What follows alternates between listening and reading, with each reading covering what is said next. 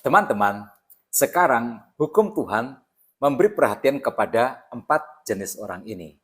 Yang pertama adalah orang asing, yang kedua janda, yang ketiga yatim piatu, dan yang keempat adalah orang miskin.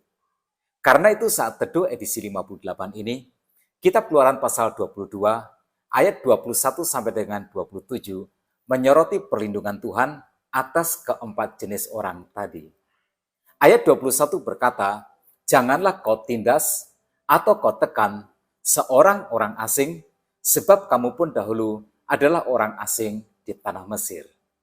Nah, teman-teman, kita harus mengakui dunia ini memang keras. Kadang tidak mudah untuk kita bisa hidup damai, tenang, tentram, sejahtera, dan aman di dalamnya. Bukan saat ini saja, tetapi sudah sejak zaman dahulu kala. Beberapa saat sebelumnya, Israel adalah budak selama 400 tahun di Mesir. Nah, dalam hidup ini, selalu ada yang kuat dan ada yang lemah. Ada yang menang dan ada sebagai pihak yang kalah. Nah, gereja dipanggil untuk membela mereka yang lemah, yang tidak bisa membela dirinya sendiri, yang menjadi korban kehidupan atau diperlakukan secara tidak adil di masyarakat. Dalam ayat 21 sampai dengan 27, Tuhan menyebutkan ada 4 jenis orang yang Tuhan ingin umatnya membela mereka.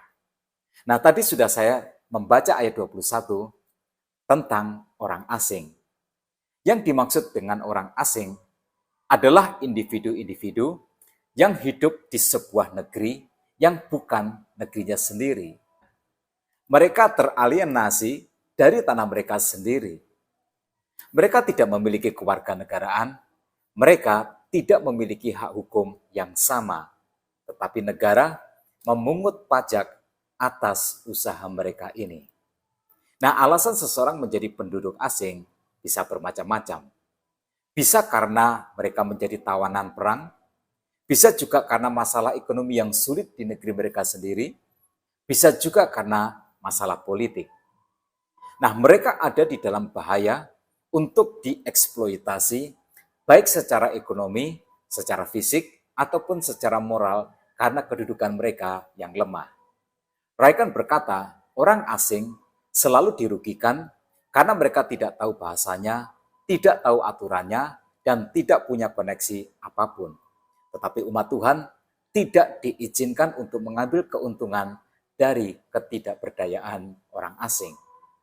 Dengan mengingat bahwa Israel dulunya juga adalah orang asing di Mesir, dan bagaimana mereka dieksploitasi sebagai budak, maka jelas Tuhan melarang Israel menindas atau menekan orang asing. Kemudian ada janda dan anak yatim. Ayat 22 berkata, seseorang janda atau anak yatim, janganlah kamu tindas. Tuhan melindungi janda dan anak yatim dengan hukum karena keduanya rentan terhadap perlakuan buruk dan perlakuan yang tidak adil. Mereka tidak memiliki pelindung, mereka hidup sebatang kara, karena itu dengan sangat mudah mereka mengalami eksploitasi baik secara ekonomi, secara fisik, dan juga moral seperti pada orang asing. Nah, yang menarik adalah bahwa alasan Tuhan membela mereka, janda dan yatim, mendapat perhatian utama karena pada dasarnya mereka adalah bagian dari sebuah keluarga. Namun sekarang mereka kehilangan keluarga yang sangat berharga bagi setiap orang. Mereka tidak lagi punya kepala keluarga yang berfungsi untuk melindungi dan juga berfungsi sebagai tempat untuk mereka bergantung. Jika keluarga rapuh atau keluarga hancur, maka rapuh dan hancur pula masyarakatnya. Fungsi keluarga begitu pentingnya sehingga Tuhan menempatkan diri untuk menjadi bapak bagi mereka yang yatim dan menjadi suami bagi mereka yang menjanda.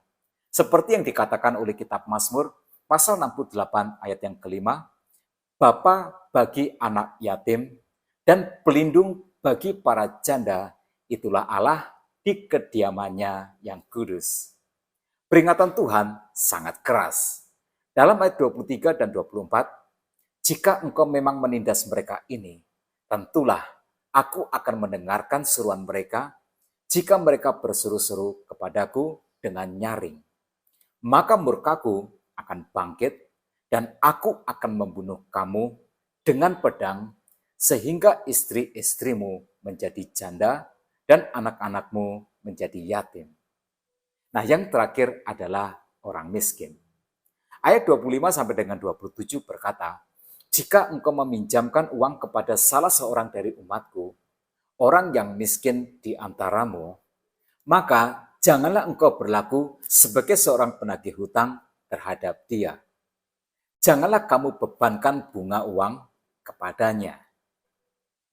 Jika engkau sampai mengambil jubah temanmu sebagai gade, maka haruslah engkau mengembalikannya kepadanya sebelum matahari terbenam. Sebab hanya itu saja penutup tubuhnya. Itulah pemalut kulitnya, pakai apakah ia pergi tidur.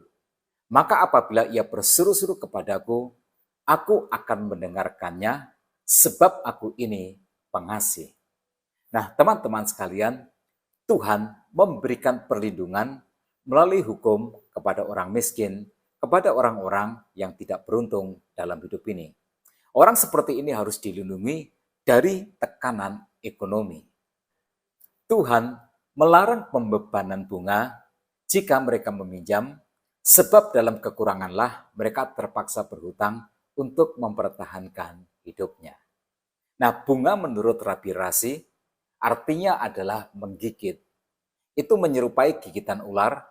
Lukanya kecil pada awalnya, mungkin tidak terasa sakit, tetapi kemudian menyebabkan bengkak, racun akan menjalar ke seluruh tubuh sehingga akhirnya mencekik dia, membuatnya tidak bisa bernapas, lalu kemudian tewas.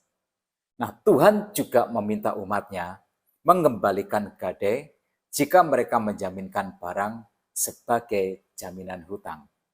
Nah, apa yang dikehendaki Tuhan adalah umat yang memiliki belas kasih seperti Tuhan yang penuh dengan belas kasih kepada mereka. Nah, teman-teman, jika demikian, ini yang dikehendaki oleh hukum khusus ini. Yang pertama, setiap anak Tuhan wajib untuk memiliki belas kasih kepada sesamanya, terutama mereka yang dalam hidup ini kurang beruntung.